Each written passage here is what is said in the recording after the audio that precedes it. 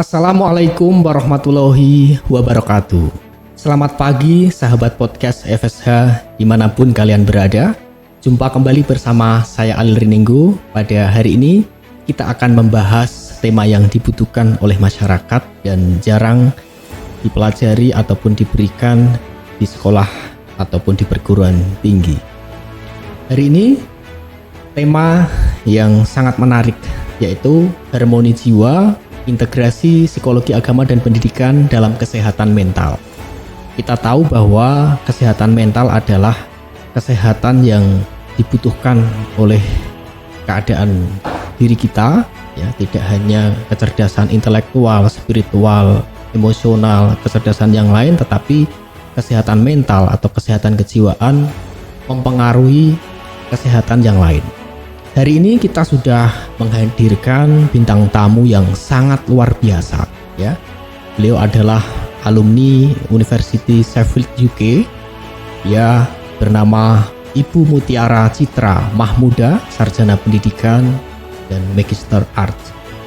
Kemudian tanpa waktu yang lama, langsung saja untuk mengefektifkan waktu, kita sambut Ibu Mutiara Citra Mahmuda. Selamat pagi Ibu Mutiara. Pagi Pak Alil. Apakah hari ini sehat? Alhamdulillah sehat. Baik, kalau saya melihat senyumnya Ibu Mutiara ini menunjukkan bahwa di dalam hatinya tercermin hati yang baik, ya, hati yang tulus, sehingga aura di dalam wajahnya ini bersinar, ya. Kayaknya lighting ya. Mencoba untuk memprediksi sisi psikologis itu kan keadaan seseorang muncul karena dipengaruhi oleh hati yang tulus, ya, kemudian sifat-sifat yang baik di dalam diri itu muncul terpancar melalui aura seseorang. Oke, Ibu Mutiara, langsung saja kita berdiskusi, Bu. Mari kita mulai dari landasan konsep, ya.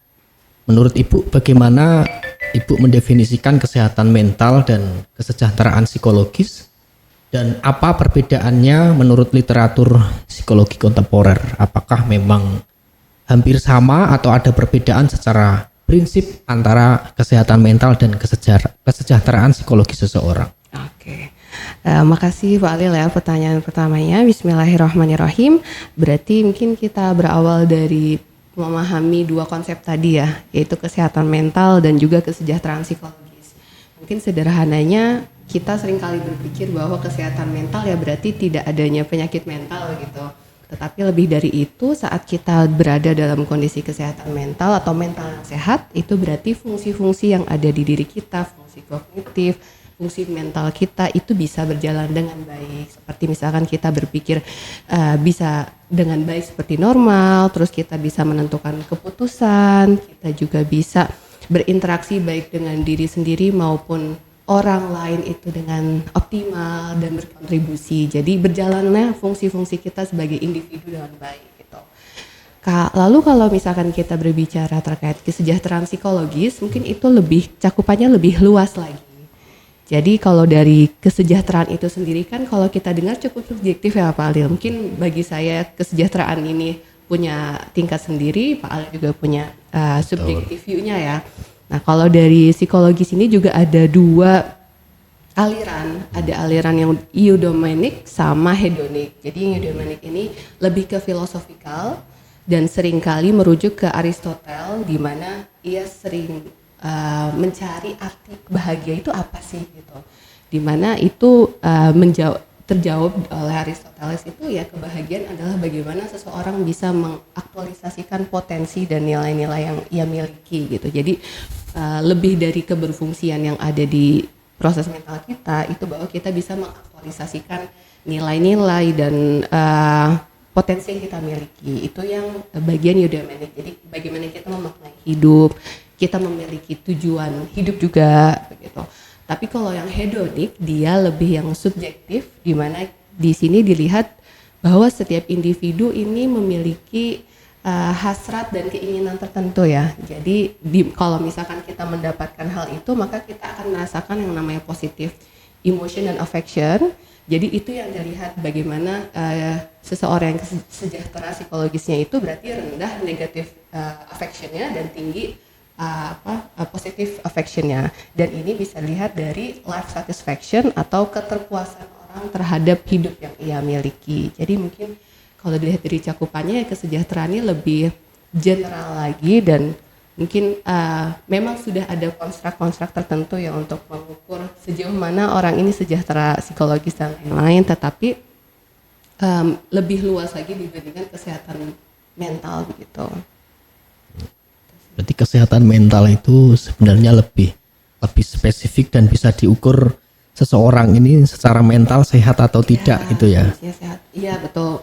Mungkin tidak seperti kutub yang berlawanan kayak misalkan berarti dia sehat, dia tidak sakit atau sakit berarti dia sehat gitu, tapi lebih ke range-nya gitu. Sejauh mana ia kondisinya sakit dan sejauh mana ia juga memiliki kondisi-kondisi mental yang mungkin levelnya juga ada yang rendah, medium sampai akut gitu. Sama seperti kita sakit fisik aja gitu kan, ada yang flu biasa dan lain-lain, begitu juga mental. Oke, apakah Ibu juga mempelajari level-level tadi, rendah, sedang, tinggi, orang ini sehat secara mental dalam kategori apa, itu mempelajari nggak Bu? Kalau secara spesifik itu biasanya dipelajari di keprofesian psikologi dan memang psikologi murni. Kalau saya kan masuk ke psikologi terapan Pak Lil. Jadi kalau terkait kesehatan mental, kesejahteraan, kita melihat lebih ke integrasinya terhadap terapan. Kalau saya di psikologi pendidikan berarti di setting pendidikan. Oke, kemudian tadi Ibu mengatakan psikologi terapan. Bentuk implementasinya seperti apa peran Ibu di dalam mewujudkan kesehatan mental di dunia pendidikan? Ini masih sangat awal ya bagi saya untuk mewujudkan hal itu, tetapi saya lihat dari kontribusi saya terhadap pengembangan ilmu pengetahuan mengintegrasikan pemahaman saya terkait pendidikan agama, khususnya pendidikan agama Islam dengan kesehatan mental, bagaimana seseorang ini bisa beradaptasi dan kuat terhadap dinamika kehidupan. Jadi di sini saya mulai dari skripsi gitu, saya skripsi ingin melihat bagaimana sih guru pendidikan agama yang kita kan mempunyai nilai-nilai khusus ya untuk menguatkan diri sebagai muslim gitu, sebagai individu juga terhadap resiliensi siswa. Lalu di tesis saya juga saya masih berfokus demikian, tetapi lebih ke kurikulum. Bagaimana kurikulum yang tertuang di dalam buku teks PAI ini menyebutkan kesejahteraan psikologis gitu. Jadi nggak hanya term-term yang kita kenal muslim, misalkan tawakal, sabar, ikhtiar dan lain-lain, tetapi bagaimana integrasinya itu bisa dengan psikoedukasi sehingga siswa ini ya nggak sekedar secara dogmatis harus tawakal, tetapi prosesnya gimana sih. Nah ini kan sebenarnya kita bisa pelajari di psikologi ya. Nah, itu jadi bagian-bagian. Tadi kan praktek di dalam kurikulum ataupun di sekolah ya.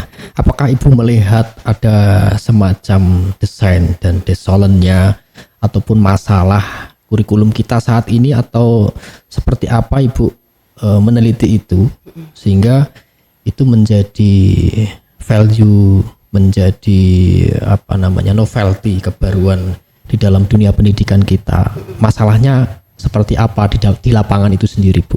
Oke. Mungkin karena penelitian ini kan sering muncul karena keresahan ya, keresahan yang kita punya, dan saya sebagai saat S1 kan sarjana pendidikan agama melihat bahwa kurikulum agama dari SD, SMP, SMA ini cukup beragam dan berat ya. Dalam artian anak dan remaja ini kan punya tahap perkembangan, baik itu perkembangan mental, kognitif, dan juga keberagamaan yang beragam. Tetapi secara materi itu seakan-akan disamaratakan. Mungkin dari PAI yang di awal itu kita sudah ditekankan menghafal beberapa ayat, kita harus menghafal dalil-dalil, Asmaul Husna, dan lain-lain.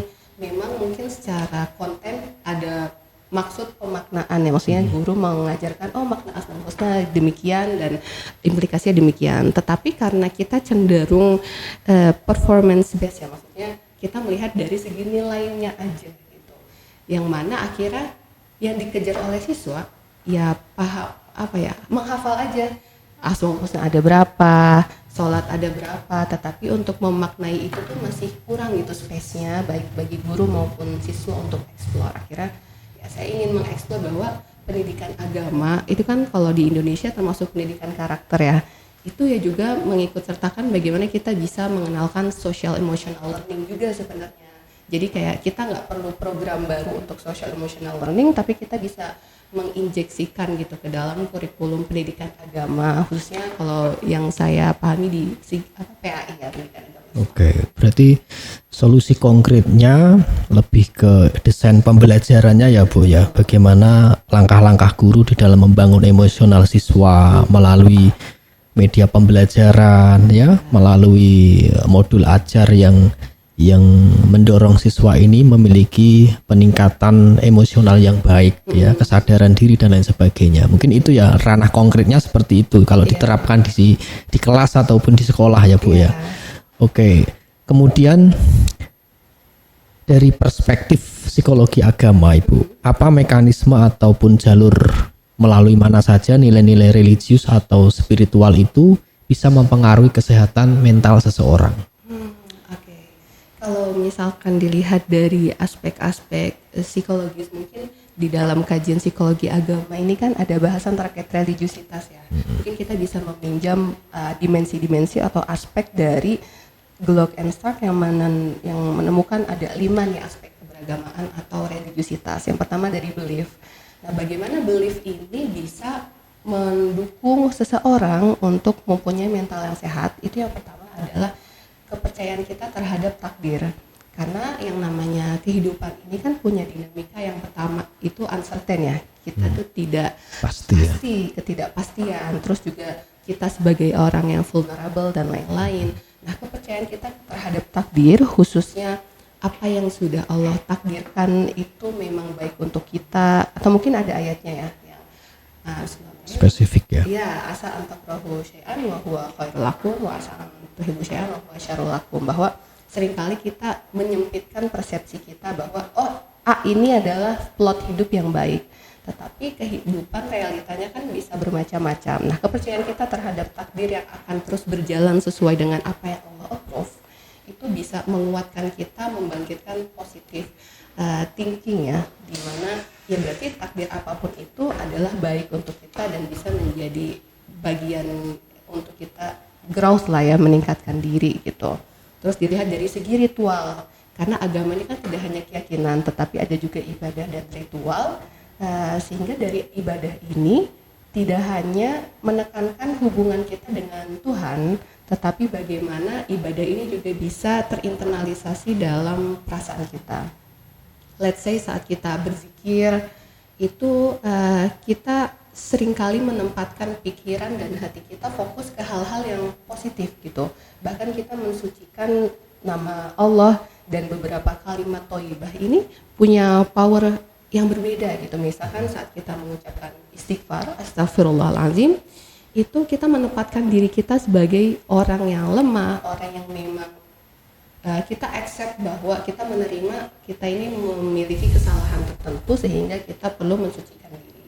Atau mungkin saat kita mengucap alhamdulillah berarti kita menerima juga terkait kondisi hidup yang sudah Allah berikan, dan juga menempatkan segala sesuatu itu berarti berkah dari Allah. Dan beberapa kalimat thayyibah lainnya itu dari ritual, terus dari knowledge-nya juga, atau dari bagaimana pemahaman agama itu membawa kita lebih memaknai kehidupan secara lebih luas gitu. Jadi intinya beberapa aspek keagamaan itu akan menjadi solusi preventif kita untuk merasakan beberapa simptom kesehatan penyakit mental begitu.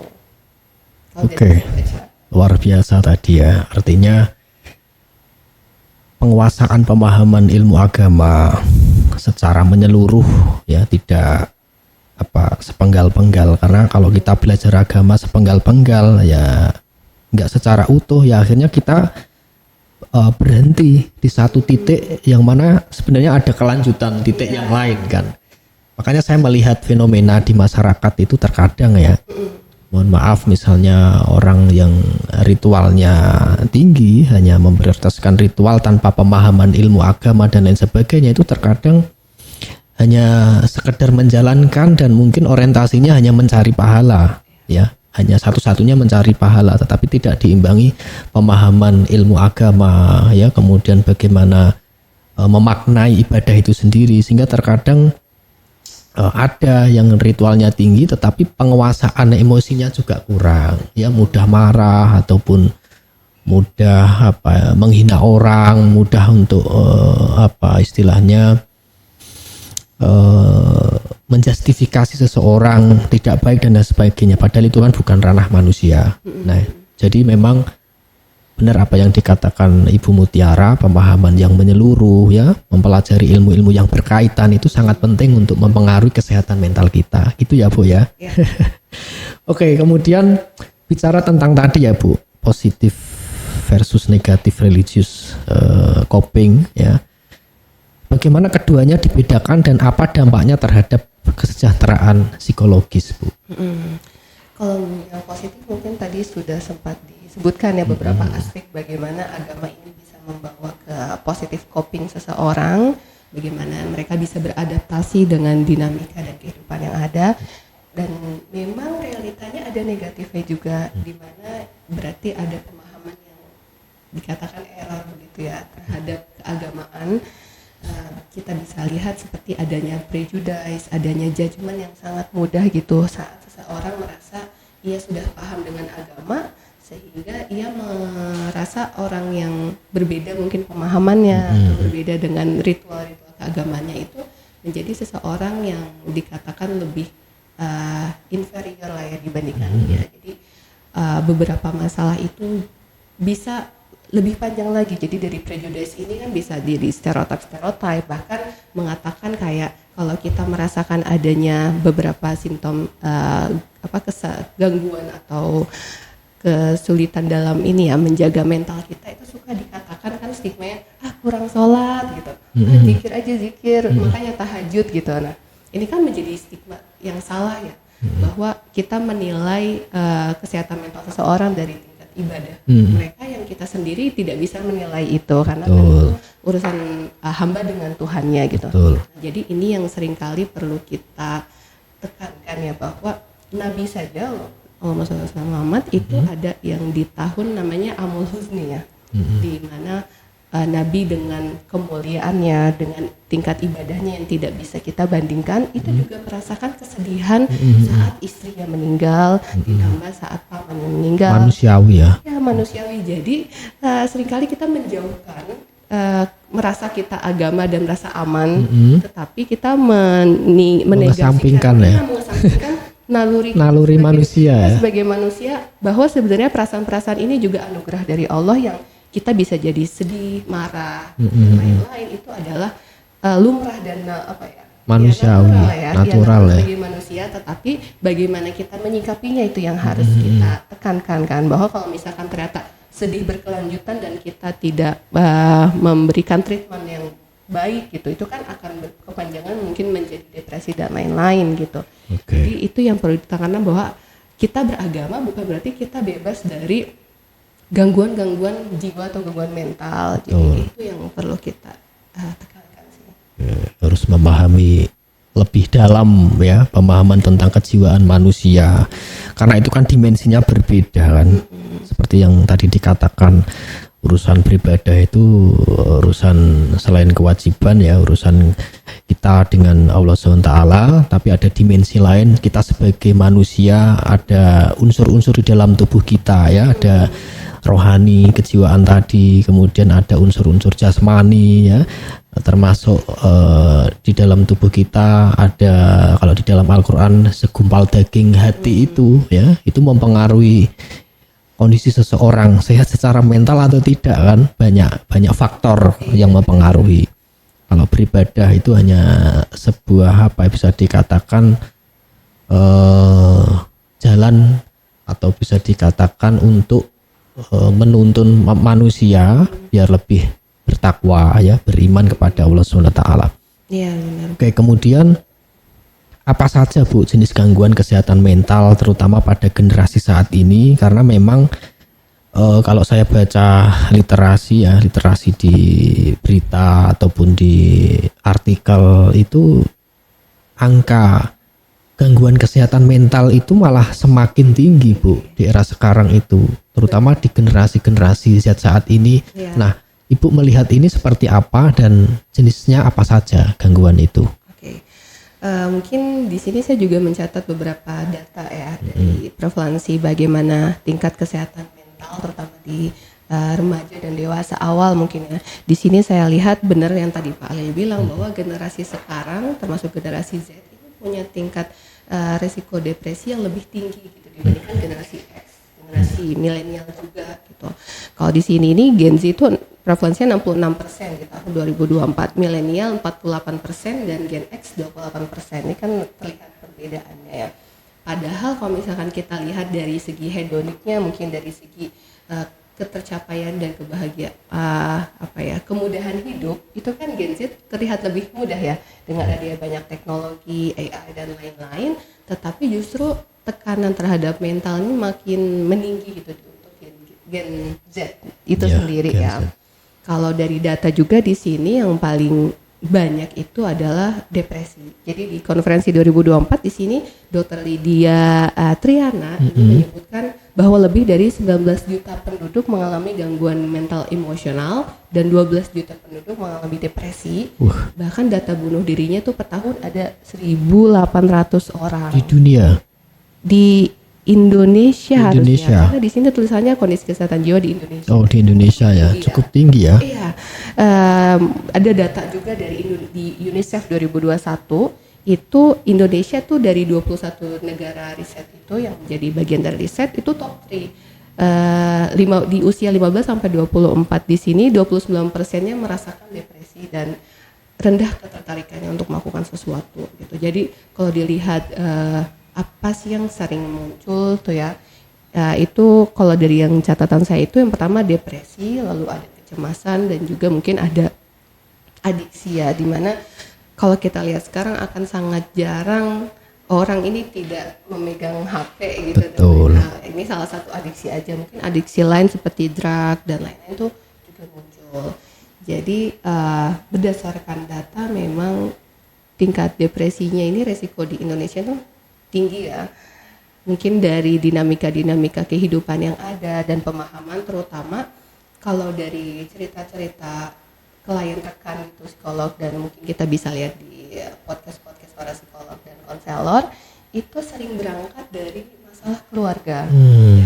Jadi misalkan ia dibesarkan oleh orang tua yang punya kecenderungan NPD, narsistik dan lain-lain sehingga menimbulkan luka mendalam dan membuat ia akhirnya sampai sekarang depresi dan lain-lain. Jadi salah satu faktornya ya yang pertama pola asuh ya. Iya. Pola asuh orang tua itu mempengaruhi ya orang terdekat, pertemanan ya. Iya, pertemanan orang terdekat dan kurang mampuan kita juga untuk memproteksi dan istilahnya kalau dari psikologi ada resiliensi. Bagaimana kita sebenarnya bisa bounce back. Jadi semacam kan itu Pak.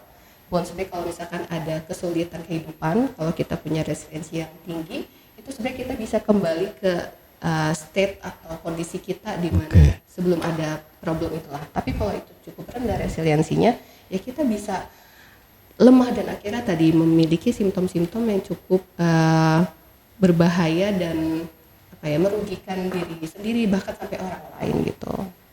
Itu sih beberapa, dan juga misalkan seperti kecemasan di mana dunia sekarang ini kan kita sangat bersosial ya, baik itu sosial secara langsung maupun di sosial media, dan kita punya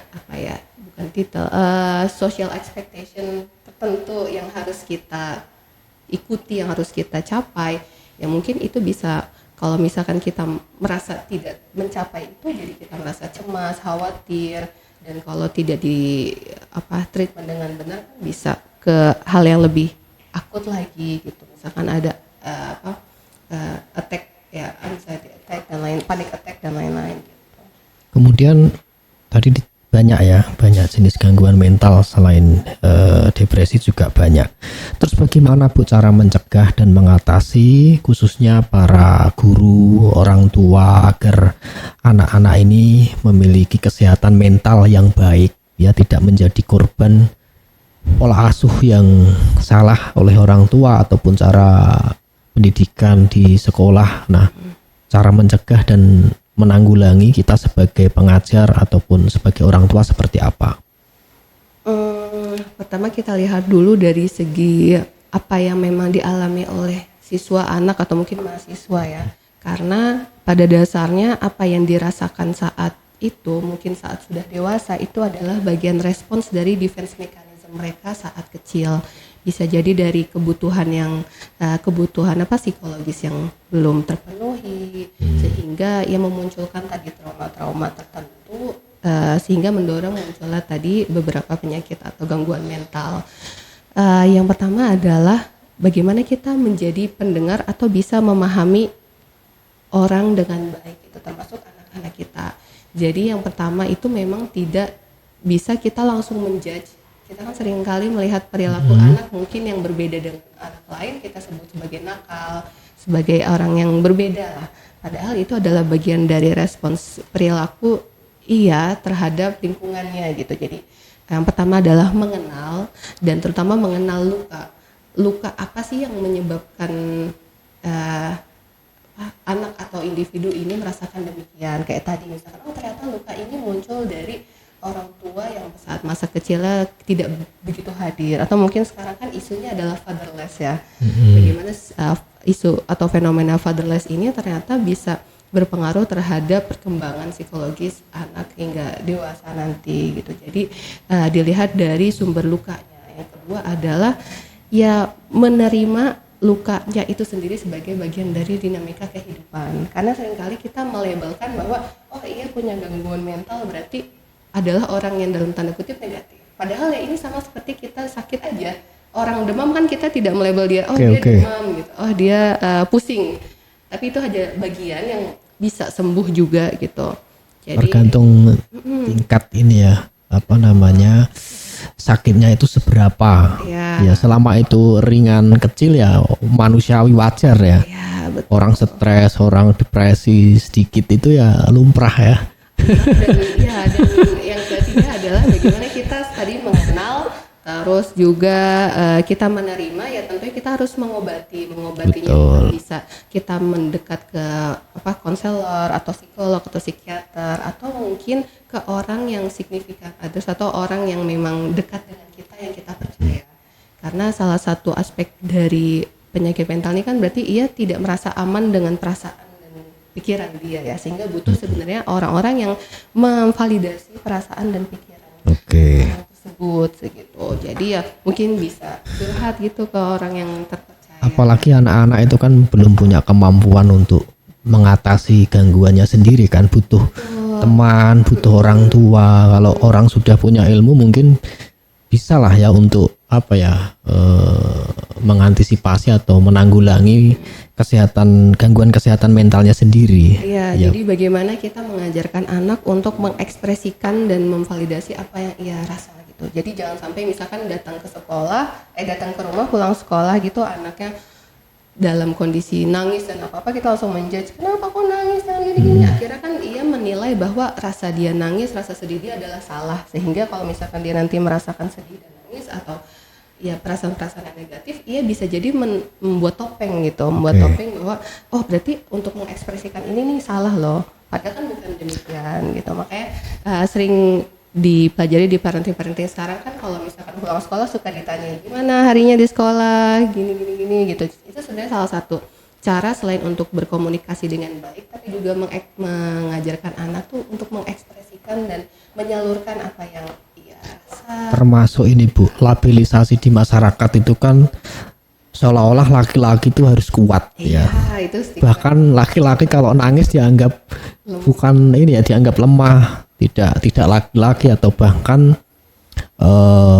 laki-laki itu terkadang sulit untuk mengekspresikan ya karena sudah dilabelisasi seperti itu. Betul, masculinity yang salah ya. Padahal ya sama-sama manusia yang punya perasaan ya, sedih, nangis dan lain sebagainya, itu wajar ya, manusiawi. Kalau misalkan kita lihat Nabi SAW itu juga merasakan hal itu. Misalkan saat menerima wahyu pertama kan merasa gundah, takut, dan ada self depend terhadap istrinya kan, Siti Khadijah, dan itu bukan sesuatu hal yang berarti Nabi lemah ya, berarti Nabi yang nggak laki gitu. Padahal ya emang begitu manusiawi, ia merasakan takut, merasakan cemas, khawatir dan lain-lain, sehingga membutuhkan juga support, social support gitu. Salah satunya mungkin saat itu adalah dengan adanya Siti Khadijah dan beberapa sahabat Nabi. Oke, kemudian tantangannya apa Bu di sekolah kalau kita mau mengintegrasikan dimensi spiritual dalam aspek psikologis siswa?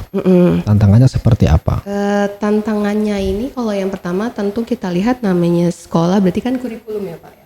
Karena sekolah ini kan hanya sebenarnya menjalankan kurikulum yang ada. Kalau kita lihat kurikulum ini cukup rigid dan berat di bagian kognitif gitu. Jadi mungkin ini yang perlu kita tekankan bahwa kita tidak hanya mengejar aspek pengetahuan atau kognitif anak, tetapi juga bagaimana social emotional learningnya ikut berkembang gitu di dalam pembelajaran.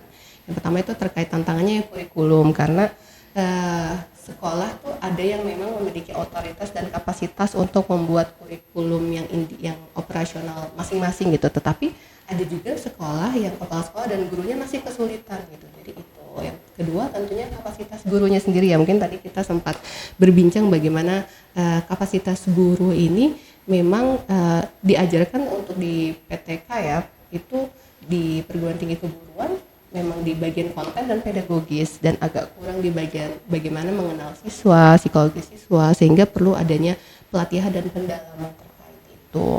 Terus yang ketiga juga tentunya dari segi budaya dan tadi kembali lagi ke keluarga, karena intinya mau bagaimanapun kurikulum pendidikan anak itu kan akan kembali ke rumah ya. Ke rumah dan lingkungan teman. Lingkungan teman juga peer-nya, temannya. Jadi keberagaman itu, misalkan contohnya ada teman saya guru SD, itu kan kita mengajarkan salah satu aspek adalah beberapa hal yang haram termasuk minum-minuman ya, alkohol. Sementara anak tersebut tinggal dan besar di orang tua yang minum alkohol gitu.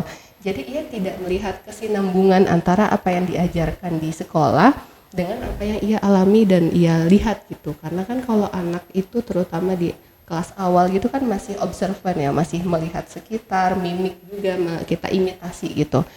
Jadi ya memang dengan keragaman keluarga yang ada, parenting yang ada itu cukup menjadi tantangan kita memahamkan bahwa ini loh yang baik untuk anak gitu. Karena terkadang kan orang tua juga memiliki ego-ego tertentu ya, ya kan? Saya pengen anak saya besar seperti ini dan lain-lain, sehingga ada kontras antara itu. Jadi memang lumrah terjadi ya namanya perbedaan persepsi, tetapi bagaimana engagement dan involvement orang tua itu terhadap sistem pendidikan itu harusnya berjalan beriringan.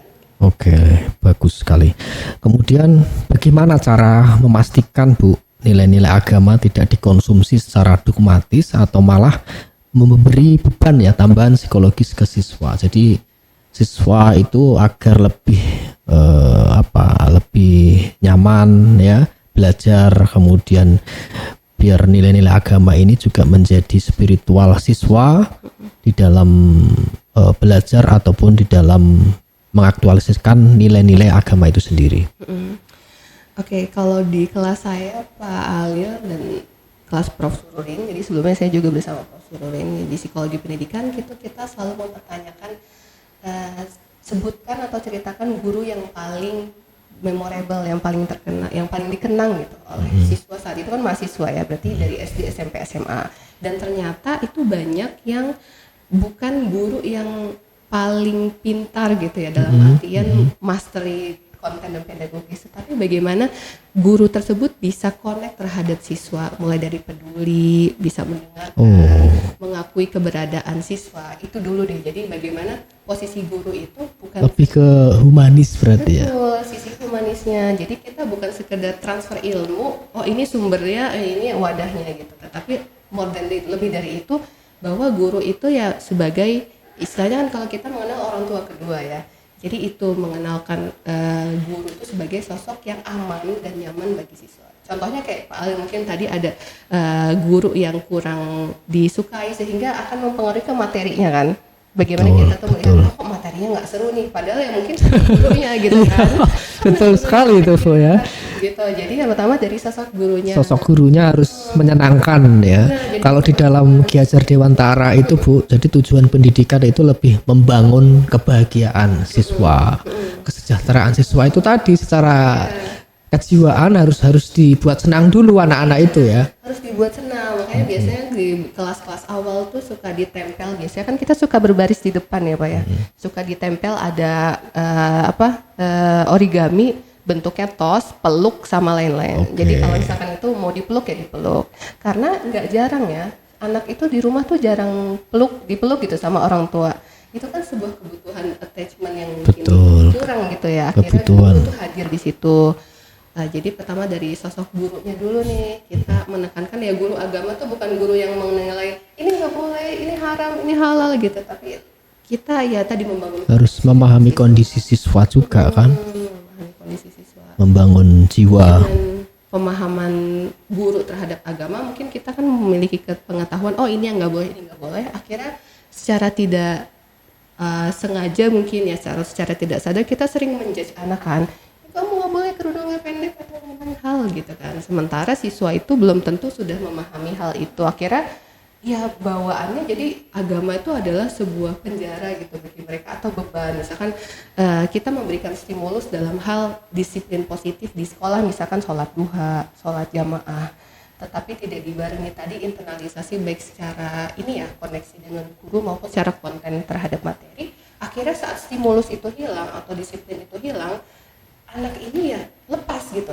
ya tidak sholat lagi bisa jadi, atau mungkin sebaliknya misalkan di pondok pesantren kita diwajibkan untuk perempuan dan laki-laki menutup aurat gitu, tetapi itu masih bagian disiplin aja, tidak terinternalisasi dalam pemahaman dan kesadaran santri itu. Akhirnya dia merasakan bahwa ini adalah sesuatu yang mengekang, iya gitu sebagai perempuan misal. Akhirnya setelah lulus pesantren, beberapa yang saya lihat kasusnya ya melepas kerudung itu dengan oh enak ya ternyata melepas kerudung gitu. Nah ini kan berarti tidak dibarengi ya antara disiplin positif dan pendekatan-pendekatan terhadap makna agama itu ya bukan hanya di pendidikan aja, tetapi bagaimana itu bisa berpengaruh sama kepribadian dan bagaimana kita membuat keputusan gitu. Jadi dari ikut sekolah, guru, kurikulum gitu. Oke, tadi sudah dijelaskan peran guru ya. Sekarang bagaimana Bu peran orang tua khususnya di keluarga untuk menterapi spiritual psikologis untuk anak-anaknya agar kesehatan mental itu secara kontinu juga terjaga. Peran orang tua yang lebih spesifik seperti apa Bu? Orang tua berarti ini? Ya orang tua. Tentunya kita perlu melihat juga dari segi perkembangan psikologis anak itu masing-masing ya, karena kan akan berbeda bagaimana kita men-treat anak di usia 0 sampai 5 tahun di masa golden age-nya, terus 5 sampai 7 tahun yang mulai terbangun operasional konkretnya terkait pemahaman, terkait pengetahuan lah, dan remaja gitu. Jadi bisa jadi berbeda-beda, tapi intinya kalau kita lihat ada first aid, psychological first aid gitu ya, bagaimana kita bisa membantu anak untuk mengenali dan inilah mengenali, mengacknowledgement perasaan dan lain. Itu ada 3 poin gitu. Yang pertama listen, terus look, sama link. Jadi listen itu ya tadi kita penting untuk mendengarkan anak ya. Mendengar itu terlihat mudah mungkin ya Pak Alil ya. Tapi kalau kita mendengarkan itu 24 jam terus berulang-ulang itu kan bisa menjadi berisik gitu hal ya. Itu jadi sebuah tantangan gitu untuk orang tua. Jadi pertama kita menjadi pendengar ya memang benar-benar mendengarkan, bukan kita kayak hadir aja gitu, tetapi kita mendengarkan, biasanya kita memparaphrase gitu. Oh, jadi kamu melakukan ini sambil empati ya. Iya, untuk menunjukkan kita berempati terhadap apa yang ia rasakan gitu. Terus kita look juga, kita melihat evidence atau bukti-bukti yang ada, di mana mungkin dari sikap-sikap tertentu kita tentu ingin mengarahkan ya, misalkan dia merasakan kesal, merasakan marah dan lain-lain, berarti kita juga memberikan istilah kunci jawaban. Oh berarti kalau marah itu tandanya gini, mungkin kita bisa gini gitu. Jadi memberikan solusi gitu, bahwa perasaan ini real ada, tapi kita punya kontrol dan power juga untuk memanage itu supaya tidak berkelanjutan gitu. Jadi memang itu natural, alami, tetapi ya kalau kita biarkan berlarut-larut tidak baik untuk diri kita sendiri gitu. Terus link itu kayak kita merefer kalau misalkan kita sudah tidak memiliki kapasitas tersebut, misalkan memang sudah akut, sudah menunjukkan perilaku-perilaku yang kita tidak bisa kontrol, berarti kita bisa pergi ke orang yang lebih expert lagi, ke psikolog, ke psikiater, menemukan jawabannya. Fenomena sekarang itu gangguan kesehatan mental pada anak itu kan faktornya gadget Bu, ya kan kebanyakan. Nah, Terus solusi orang tua mengatasi anak-anak yang sudah kecanduan gadget ini harusnya seperti apa, Bu? Kalau sudah kecanduan berarti apa ya? Sudah kecanduan seperti apa, Bu? Iya. Ya. Karena itu mempengaruhi ini belajar, mempengaruhi aktivitas yang lain, bahkan setiap hari main game. Nah, lupa kegiatan yang lain, itu bagaimana solusi konkretnya, Bu? Benar Pak. Jadi gadget ini kan memang diciptakan untuk adiksi ya. Heeh. Supaya orang-orang yang candu dengan gawai ini gitu. Oke. Jadi yang pertama kalau misalkan dia masih di usia 0 sampai 5 tahun itu memang baiknya tidak ada screen time yang signifikan gitu. Terutama di bagian 0 sampai 2 tahun gitu. Betul. Jadi tidak mengenalkan bahwa screen time atau gadget ini adalah sumber dari dopamin kita gitu. Dari rasa kebahagiaan kita. Mungkin itu yang kita rasakan kan. Tapi kalau misalkan dari kecil kita menekankan ini hanyalah alat gitu. Ini hanyalah alat yang tidak bisa ya memakan waktu kita gitu. Nah, memang PR-nya adalah kalau tidak ada gadget berarti kita kan harus memindahkan atau mengalokasikan ke kegiatan lain yang lebih aktif gitu kan.